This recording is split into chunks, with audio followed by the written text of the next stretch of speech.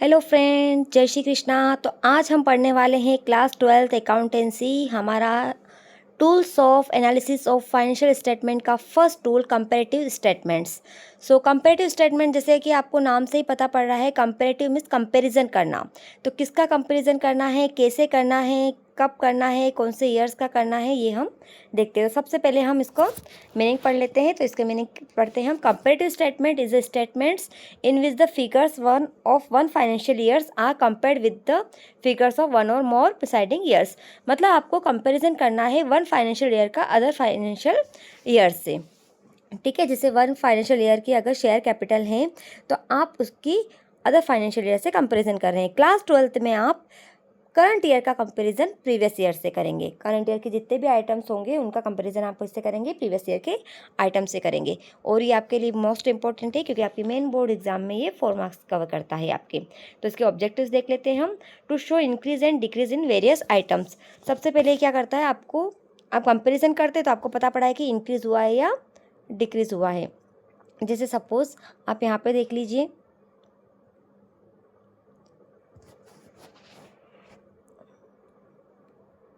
जैसे सपोज आप यहाँ पर इंक्रीज और डिक्रीज देखने के लिए एक एग्जांपल देख लेते हैं हम। जैसे सपोज मान लीजिए कि आपकी शेयर कैपिटल जो थी वो प्रीवियस ईयर, हम कंपैरिजन करेंगे प्रीवियस ईयर का करंट ईयर से। ओके, आप ये ध्यान रख लीजिए हम हमेशा करंट ईयर्स का कंपैरिजन करते हैं। तो अब मान लीजिए आपकी जो शेयर कैपिटल थी वो प्रीवियस ईयर कितनी थी, 10 लाख थी, और करंट ईयर हो गई है आपकी 15 लाख। करंट ईयर हो गई है आपकी 15 लाख। तो प्रीवियस ईयर आपकी 10 लाख थी और करंट ईयर हो गई है आपकी 15 लाख। तो हम कंपैरिजन कर रहे हैं कि आपको यहाँ पर इंक्रीज दिख रहा है ना, इंक्रीमेंट दिख रहा है कि कितना इंक्रीज हुआ है। 5 लाख से आपकी यहाँ पर शेयर कैपिटल क्या हुई है, इंक्रीज हुई है। तो हम कह सकते हैं कि ये इंक्रीज और डिक्रीज बताता है आपको। हमेशा आप ध्यान रखिए कि आपको करंट ईयर से ही कंपेरिजन करना है। ओके, ये तो आपको दिखाता है। नेक्स्ट क्या है, to know the percentage change in figures. अब आपने ये तो देख लिया कि ये डिक्रीज दिखाता है। सेकेंड है to know the absolute change. Absolute changes मतलब जैसे कि आपने अभी देखा, कि ये क्या दिखाता है, जैसे आपने देखा था कि 10 लाख आपकी प्रीवियस ईयर की थी और माइनस 15 लाख आपने करंट ईयर से करा। तो 15 में से 10 आपने माइनस करे तो कितना है आपके 5 लाख। तो ये आपके इसको हम कहेंगे एब्सोल्यूट चेंज। मतलब आपको न्यूमेरिकल वैल्यू बता रहा है तो हम इसे क्या कहेंगे, एब्सोल्यूट चेंज। तो ये आपको एब्सोल्यूट फिगर्स भी बताता है। एब्सोल्यूट चेंजेस मतलब इन फिगर्स, आपको फिगर्स में दिखा रहा है कि हाँ 5 लाख का आपका क्या हुआ है, इंक्रीमेंट हुआ है, इंक्रीज हुई है आपकी capital. To know the percentage, अब आपके एब्सोल्यूट चेंजेस के साथ साथ ये आपका परसेंटेज भी दिखाएगा। तो परसेंटेज का आपका एक फॉर्मूला है जो आपको नीचे भी देखेंगे। परसेंटेज का फॉर्मूला क्या है, आपकी जो भी इंक्रीज या डिक्रीज हुआ है वो आप लिखेंगे ऊपर। सपोज यहाँ पर आपका कितना इंक्रीज हुआ था, 5 लाख, तो 5 लाख आप लिखेंगे ऊपर।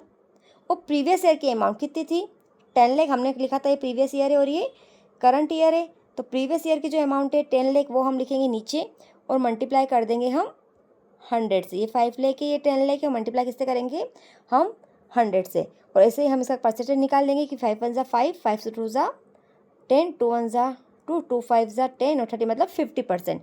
हमको यहाँ पर परसेंटेज वैल्यू भाई आगे हम एग्जाम्पल भी देखेंगे तो आपको अच्छे समझ में आ जाएगा। उसके बाद है to help in decision making. ये आपको डिसीजन मेकिंग में भी हेल्प करता है। To show the growth and performance of a business.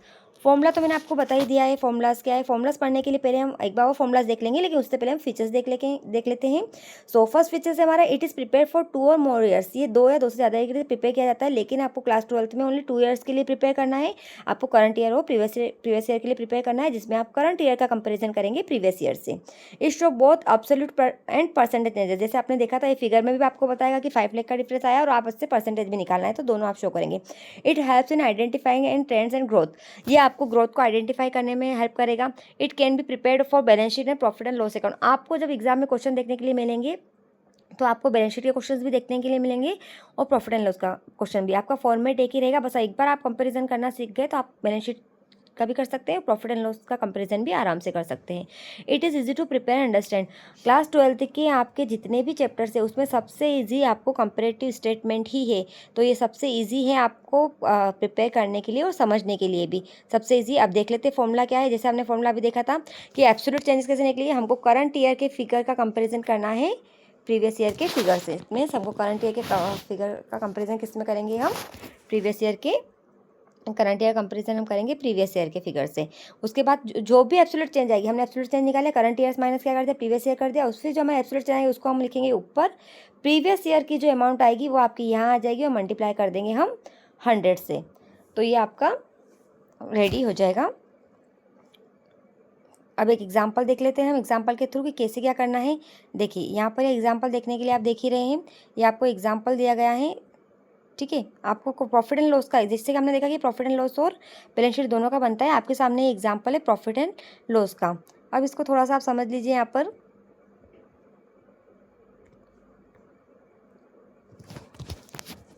एक सेकेंड, इसको अपन सोल्व कर लेते कि ऑब्सोल्यूट चेंज हमने इसको कैसे निकाला था। देखिए एक वेट अ मिनट,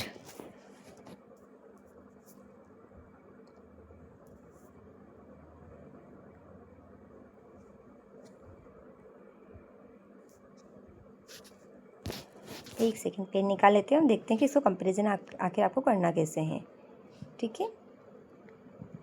सो आपको क्या करना है, सबसे पहले आप एक काम कर दीजिए, इसका फॉर्मेट आप समझिए। सबसे पहले आपको पर्टिकुलर्स लिखना है, देन आपको ये आपको दिखाएगा प्रीवियस ईयर। प्रीवियस ईयर ये आपका मान लो 2020 to 23 है, और ये आपका है करंट ईयर, इसको हम कहेंगे हम करंट ईयर।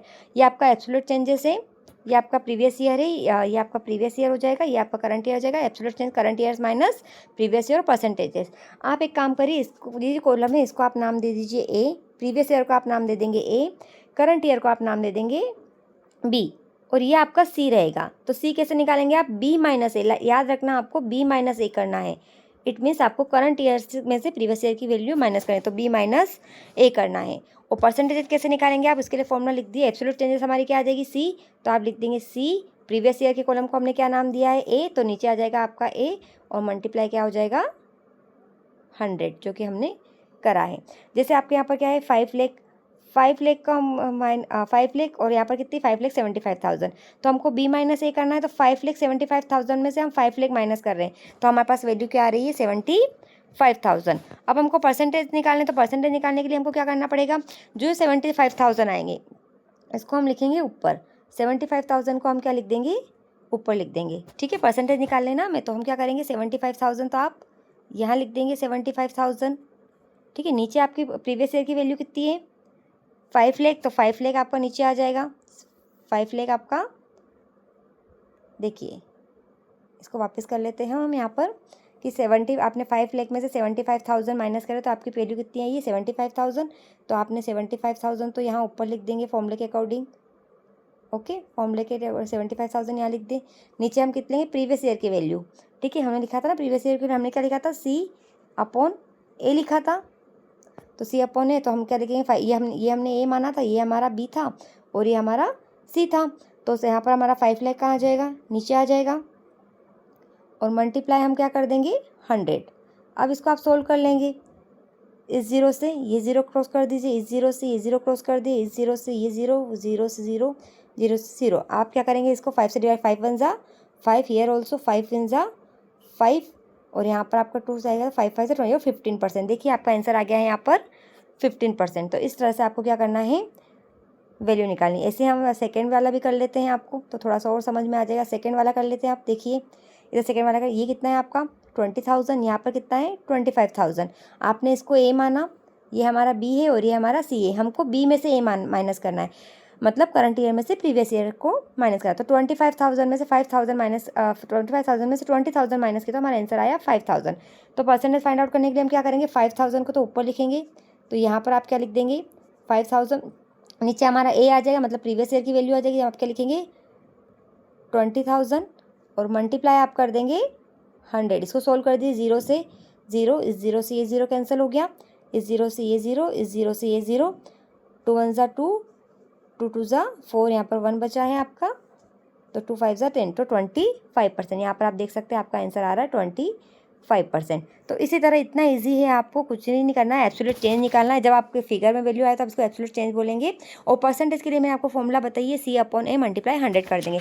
ऐसे ही पहले रेवेन्यू फ्रॉम ऑपरेशन का निकाला, अदर इनकम का, फिर आपको उसका टोटल इनकम का निकाल लेंगे। 5,20,000, 6 लाख में से 5,20,000 माइनस करें तो आपके पास 80,000, फिर आपने उसके परसेंटेज निकाल लिए। ऐसे ही आपको करना है। अब इसको मेन थिंग आपको ये सीखना है कि इसको हम टाइम सीरीज एनालिसिस भी करते हैं। टाइम सीरीज एनालिसिस क्यों करते हैं? जैसे आप देख रहे हैं प्रीवियस ईयर का कंपेरिजन हम करंट ईयर का कंपेरिजन प्रीवियस ईयर से कर रहे हैं, मतलब 2022, 23 और 23, 24 का कंपेरिजन हो रहा है, और ये हॉरिजॉन्टल फॉर्म में हो रहा है। हॉरिजॉन्टल फॉर्म में कैसे? ये 5,000 है, 5,000 का फिर 75,000, फिर हमने 5,75,000 से 5 लाख माइनस किए तो 75,000 आया। तो ये हॉरिजॉन्टल फॉर्म में हम इसको क्या कर रहे हैं? सोल्व कर रहे हैं। बिल्कुल हॉरिजॉन्टली चल रहा है, इसका वर्टिकल नहीं चल रहा है। पहले हमने क्या करा? 5 लाख लिखी, प्रीवियस ईयर की अमाउंट लिखी, फिर करंट ईयर की लिखी, फिर क्या करा हमने? दोनों का डिफरेंस निकाला और फिर हमने इसका परसेंटेज। तो ये हॉरिजॉन्टल फॉर्म में चल रहा है, इसलिए हम इसको हॉरिजॉन्टल एनालिसिस भी कहते हैं। तो इसी तरह से आपको पूरा ये क्वेश्चन सोल्व करना है। अगर बैलेंस शीट का आता है तो आप बैलेंस शीट के आइटम्स लिख दीजिए, प्रॉफिट एंड लॉस का आता है तो आप प्रॉफिट एंड लॉस के आइटम्स लिख दीजिए, और आपका कंपैरेटिव स्टेटमेंट तैयार हो जाएगा। ओके, तो ये आपके हैं 14 आपको अच्छे से करना है। न्यूमेरिकल्स आएगा आपका 4 मार्क्स का। आई होप आपको अच्छे समझ में आया है। ऐसे ही और वीडियो के लिए चैनल को लाइक एंड सब्सक्राइब कीजिए। तब तक के लिए थैंक यू, गुड नाइट।